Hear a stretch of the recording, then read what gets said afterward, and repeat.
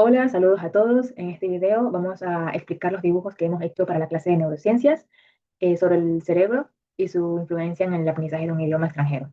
A mí me tocó la parte de los lóbulos cerebrales y cuál es su rol en el aprendizaje del idioma inglés. El cerebro humano está dividido en varios lóbulos, cada uno con funciones específicas, y estos lóbulos trabajan en conjunto cuando hablamos, entendemos, leemos o escribimos ya en nuestra lengua nativa. Pero, ¿qué sucede cuando aprendemos una lengua extranjera, en este caso el inglés? Primero tenemos aquí el lóbulo frontal, que es esta parte de aquí. Se encarga principalmente, o sus funciones principales son la planificación, la atención y la memoria de trabajo y la producción del lenguaje, o sea, cómo sacamos el lenguaje, cómo nos comunicamos. En este lóbulo tenemos una parte fundamental que es la área conocida como la área de Broca. Esta se encuentra en la parte del hemisferio izquierdo del cerebro, específicamente en la parte posterior del lóbulo frontal. Esta parte se encarga de la planificación y ejecución motora de los movimientos necesarios para hablar, es decir, lo que yo estoy haciendo ahorita, mover mi boca o mover mis manos o cómo me expreso cuando hablo, es gracias al área de Broca. Es por eso que es fundamental para la producción del habla y la formulación gramatical en el idioma del inglés. A continuación tenemos la parte del lóbulo temporal, que es este de aquí, todo este azulito. Sus funciones principales son las del procesamiento auditivo y la de la comprensión del lenguaje. Aquí también tenemos otra área especial que es el área de Wernicke. Esta se encuentra en la parte también posterior del lóbulo frontal y es esencial para comprender el significado del lenguaje cuando lo hablamos y cuando está escrito, o cuando lo escuchamos y cuando lo estamos leyendo. Esto se debe a que su principal función del área de Wernicke es el procesamiento del lenguaje hablado y escrito, es decir, lo que escuchamos, comprendemos las frases o palabras que escuchamos o que las leemos. También ayuda a la interpretación de la sintaxis y la integración del contexto lingüístico. Siguiente tenemos lo que es el lóbulo parietal, que es todo este de aquí. Este, más que todo, tiene sus funciones principales en lo que es la relación de la lectura y escritura, porque se encarga de la diferenciación de cualidades como el tamaño, la forma y el color, o sea, lo que vemos, lo que leemos, lo que observamos, y también el cálculo espacial y el reconocimiento de las palabras. Aplicado en el inglés, por ejemplo, cuando leemos un texto en el inglés, el lóbulo parietal se encarga de ayudarnos a identificar las palabras, reconocer su forma, su uso y entender su significado. Es decir, vemos cuando usamos el verbo en presente o el verbo en pasado, ya sabemos cuándo lo usamos o cómo debemos usarlo. Y por último, tenemos el lóbulo occipital, que es este pequeñito de aquí. Este, más que todo, se encarga principalmente de la percepción visual, la interpretación de las características básicas de la imagen, lectura, es decir, reconocimiento y percepción de las letras. Esto básicamente todo lo que observamos o todo lo que entra a nosotros mediante la vista, el lóbulo occipital se encarga de reconocerlo y de interpretarlo.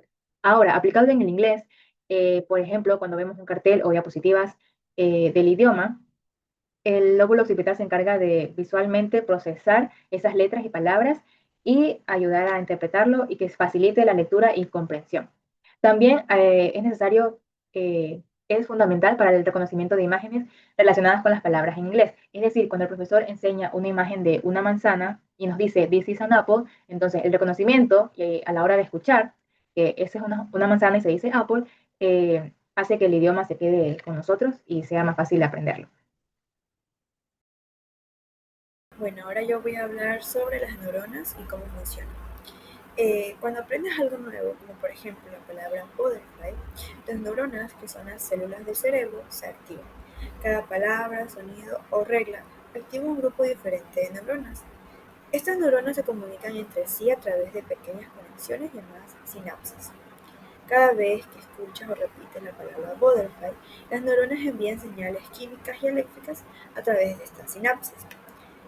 Si practicas con frecuencia, estas conexiones se fortalecen. Es como si las neuronas construyeran un puente más firme y rápido entre ellos.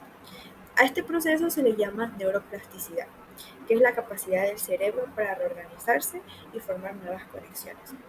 Eso es lo que hace posible que se pueda aprender un nuevo idioma, incluso en la adultez. Eh, Cuando una sinapsis se refuerza lo suficiente, la información pasa a la memoria de largo plazo. Así es como se puede recordar estructuras gramaticales como el pasado simple o la pronunciación de ciertas palabras en inglés, incluso después de semanas o meses. Entonces, cada vez que se practica vocabulario o se usa una regla, se está activando y entrenando el cerebro para consolidar esa información. Es como si estuviéramos archivando una biblioteca mental. Por eso es que aprender inglés no es solo cuestión de estudiar, sino de crear y fortalecer esas conexiones neuronales. Yo les voy a hablar del sistema límbico y bueno, el sistema límbico es una parte del cerebro que está muy relacionada con las emociones, la memoria y el aprendizaje. Es como el centro emocional del cerebro. Y a continuación les voy a hablar de sus partes principales y sus funciones. Bueno, aquí tenemos al hipocampo y pues el hipocampo ayuda a formar memorias a largo plazo, específicamente cuando aprendemos cosas como palabras nuevas o gramáticas en otro idioma. Un ejemplo de esto podría ser cuando estamos aprendiendo vocabulario nuevo en inglés. Entonces el hipocampo va a ayudar a que recordemos este vocabulario aprendido en un futuro.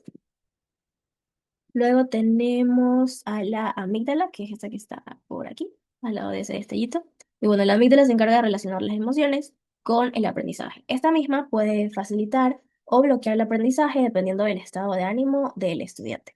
Un ejemplo de esto puede ser cuando te sientes muy estresado o nervioso al hablar en inglés y pues la amígdala se activa y eso puede dificultar tu desempeño. Es por eso que los docentes hacen mucho hincapié en evitar estresarse durante el aprendizaje porque puede eso afectar tu concentración o cualquier tipo de cosa, pero básicamente puede afectar tu aprendizaje.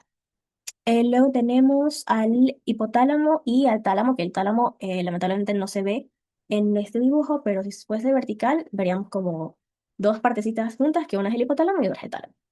Bueno, el hipotálamo y el tálamo. Estas dos actúan como puentes entre lo que percibimos, por decir la vista, el oído, etcétera, y cómo nosotros y nuestro cuerpo respondemos ante ello.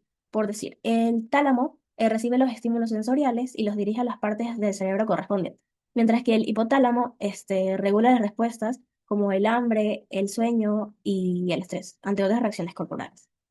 Un ejemplo de esto podría ser como el tálamo, por decir, cuando escuchamos palabras en inglés o leemos algo en otro idioma, el tálamo recibe esta información y la envía a las zonas correctas del cerebro para que nosotros podamos entender y procesar lo que estamos aprendiendo.